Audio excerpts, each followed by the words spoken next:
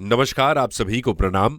आपने कभी ये सोचा है कि हमारे चैनल एफओवी सेंस पर ये week after week Shrimad Bhagavad Gita की जो चैप्टर्स हम अपलोड करते हैं, ये जो 6 या 7 मिनट की ऑडियो चैप्टर्स है, हमारा उद्देश्य क्या है?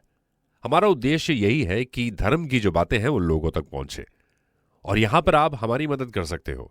आप जो इस वक्त हमें सुन रहे हो, सिर्फ लाइक मत करो और सिर्फ सुनो मत, दूसरों तक हमारे इस चैनल के लिंक को पहुंचाओ।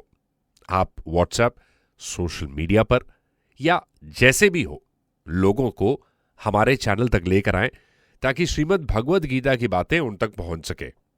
ये एपिसोड 49 है, अध्याय 7, ज्ञान विज्ञान योग।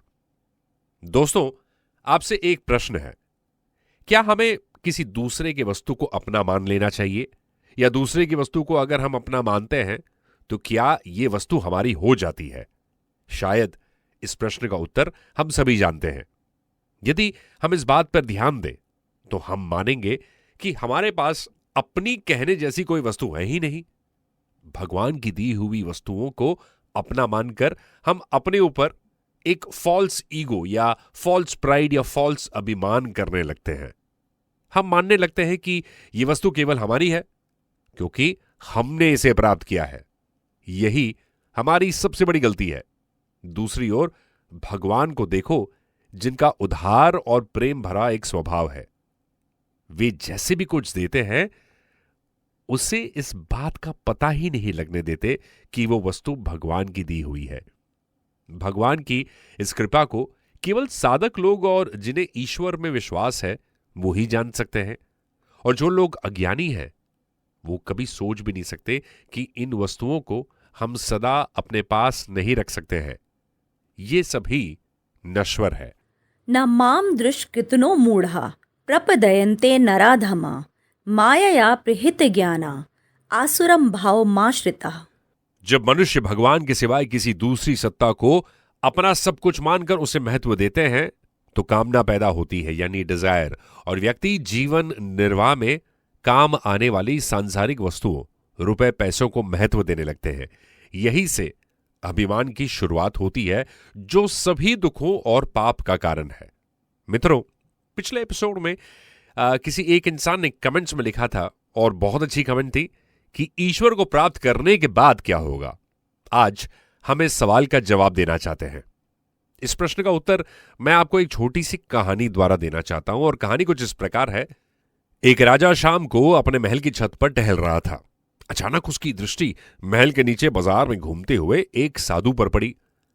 संत तो संत होते हैं, वो चाहे बाजार में हो या मंदिर में, अपनी ही धुन में वो खोए हुए रहते हैं। राजा ने महसूस किया कि वो संत बाजार में इस तरह आनंद से चल रहा है मानो उसके अलावा और कोई है ही नहीं। उसके चेहरे पर ना किसी के प्रति कोई राग दिख रहा था, ना ही द्वेष, ना ही किसी को पाने की इच्छा थी, और ना ही किसी को खोने का डर। संत की ये मस्ती राजा को इतनी भा गई कि वो उससे तुरंत मिलने के लिए बड़ा बेचैन हो गए। उन्होंने अपने सोल्जर्स यानी सेवकों से कहा कि संत को बिना पल गवाए फौरन बुलाकर लेकर आओ।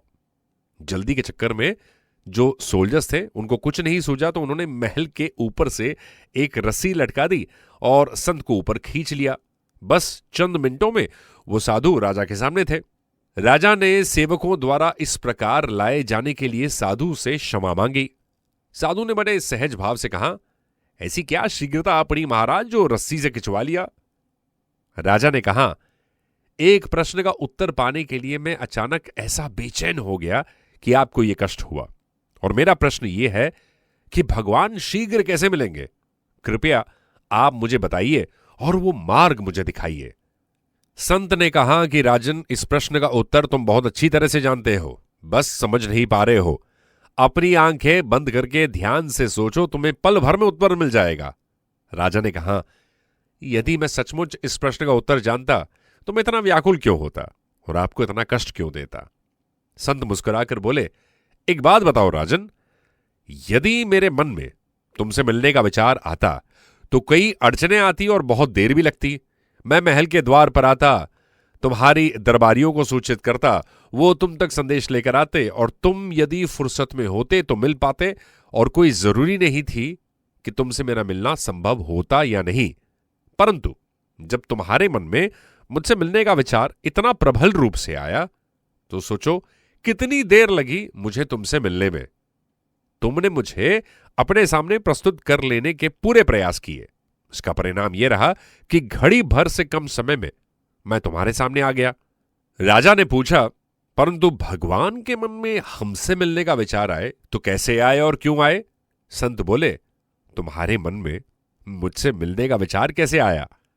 राजा ने कहा, जब मैंने देखा कि आप एक ही धुन में चल रहे हैं और सड़क, बाजार, दुकानें, मकान, मनुष्य आदि किसी की तरफ आपका ध्यान नहीं है, उसे देखकर मैं इतना प्रभावित हुआ कि मेरे मन में आपसे तत्काल मिलने का विचार आया। इस बात पर संत बोले, यही तो तरीका है ईश्वर, परमात्मा यानी भगवान को प्राप्त करने का। हे राजन, ऐसे ही तुम एक ही धुन में भगवान की तरफ लग जाओ, अन्य किसी की भी तरफ स्वयं को मत उलझाओ। फिर देखो भगवान के मन में भी ठीक तुम्हारी तरह तुमसे मिलने का विचार आ जाएगा और वो तुरंत मिल भी जाएंगे।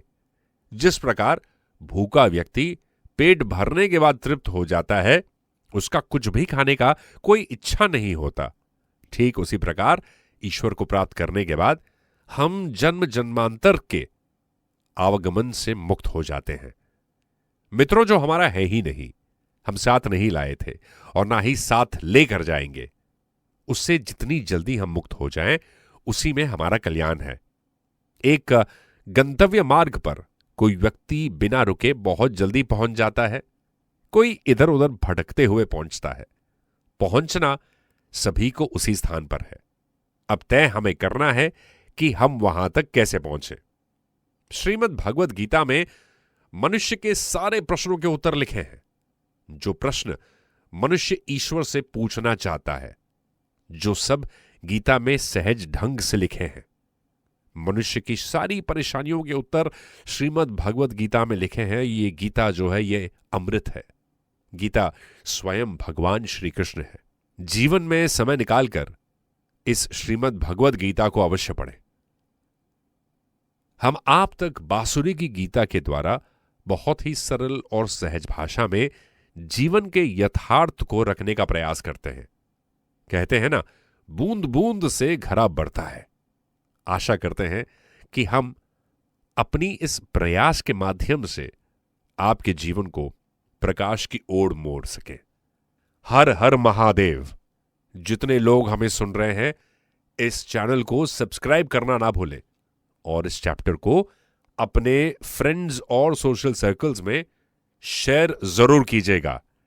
सनातन धर्म के लिए अगर आप नहीं प्रयास करेंगे तो फिर कौन करेगा। अगले हफ्ते एक और नए एपिसोड के साथ हम मिलेंगे। कमेंट करके जरूर बताइए आज का एपिसोड आपको कैसा लगा।